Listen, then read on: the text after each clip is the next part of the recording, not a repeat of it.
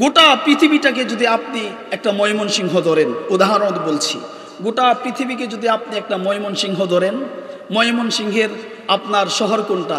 এই চরপাড়া বা এই যেটা আপনার সিটি কর্পোরেশন, এটা হলো ময়মনসিংহের মূল কথা, ঠিক না? গোটা পৃথিবীকে যদি আপনি একটা শহর বা একটা দেশ বা একটা এলাকা ধরেন, সেই এলাকার রাজধানী হলো জাতিসংঘ। খুব ভালো করে বুঝবেন, এই জাতিসংঘ গোটা পৃথিবীর রাজধানী। যদি আপনি একটা এলাকা ধরেন, এই জাতিসংঘ থেকে যা বলা হবে তাই এটা প্রত্যেকটা দেশের সেনাবাহিনী সেটাই বাস্তবায়ন করবে।